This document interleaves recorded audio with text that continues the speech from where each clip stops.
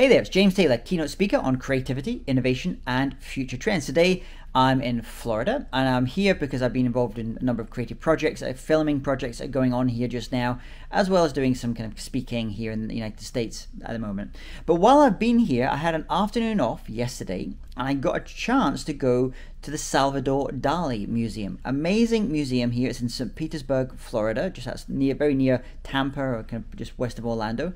And Salvador Dali is a real hero of mine. This idea of kind of surrealism, which came about in the kind of like 20s and then pushed into the 30s, and it really came here to America a lot in the 40s and 50s. Just changed the way that we create art, create work. It's influenced comedy, it's influenced literature, architecture, all kinds of different things.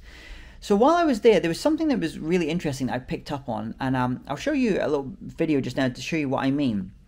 And it had Salvador Dali's work right from his early times when he was just a kid, learning how to draw and to paint and how to get his eye, as an artist in Spain, and then moving from Spain to Paris, and then Paris to the United States.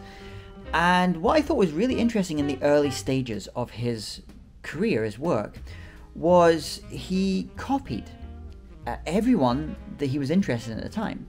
So you'd look at some of those early works from, say, 1917, 1918, when he was just getting started as an artist. And what he was essentially doing was copying the work of Braque, or maybe some of the Impressionists, or a little bit lastly Picasso. And you could see him kind of like saying, like, doing that, trying that, copying that style of that other artist. And gradually what you noticed is that all those different styles kind of morphed, and then his own voice, he found his own voice as an artist, and that came through. And that was often through this idea of dreams and this kind of dreamlike state you have in surrealism. And as I was looking at it, and something that came very strongly to me was this sense that with creativity, we often think things have to be, created from nothing, these creative geniuses that come from nowhere. But what most of them do is they start off by imitating. They look at the best of people around them, they kind of try and imitate, and because we're humans, we're not machines, we're imperfect, we don't do a perfect imitation of the other person. And ourselves, our own humanity, our own creativity starts to leach into that.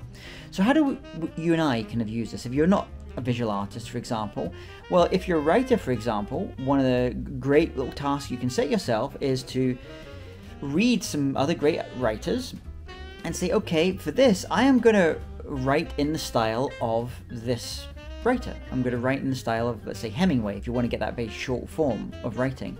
Or maybe what's even fun to do is actually take a chapter from one of his books and actually write it word for word on the page. Type it in or write it out. What that starts to do is it starts to kind of almost like rewire your brain. You start to think, because you go ways in your writing that you wouldn't usually go by doing that, by trying that, and actually writing and feeling what it feels like to do that. And it's quite fun to do this if you see other speakers. In my case, I'm a professional speaker, so sometimes what I'll do is I'll notice a speaker and I'll notice very little things, and I'll think, I'm going to imitate that and try that, and I try it on stage, and then I can put my own little spin on it, whatever that may be, and it kind of creates something new. And then if I decide to keep it in over time, people will say, oh, that's a very James Taylor type of thing to do, because they think it's me, but really it's a combination of all your influences. If we think about what is great art, what is great creativity, it's the ability to influence others. Others look to you and copy your work, and that's kind of a most high praise you can have in doing any type of creative work. If your business, you built a really successful business, someone comes in almost like tries to copy it, that's pretty high praise. That's kind of flattery in some ways. So experiment with that yourself. Whatever your creative work is, choose a couple of really great great minds from that space and just copy. It could be in a business case, copy a strategy or a tactic. Or if you're an artist, copy the way that they would do their lines. Or if you're a writer, copy the way that they would put together sentences and paragraphs and chapters. Try it. See what you think. I would love to have your comments. Who are those people that you like to imitate and have learned a lot from just by walking in their shoes for a little bit? So from here in Florida, we're going to be going on next to New York City next. And then I'm going to be involved in a couple of other creative projects there, and then on to speaking. But follow me along. Hey, it's James Taylor here, keynote speaker on creativity, innovation, and future trends. And I'd like to send you my free creativity blueprint training.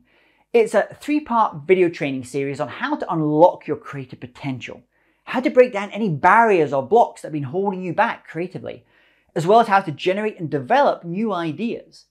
In that series, you'll learn all about the creative process, these 5 important steps or stages in unlocking your creativity. We'll also look at some of the most common blocks that we have as creatives and how to break down some of these blocks using proven techniques. And finally, I'm going to show you a framework that you can use to evaluate your creative ideas as you generate them. So all you have to do to get started is to sign up for the free training at training.jamestaylor.me. That's training.jamestaylor.me. Thanks for watching.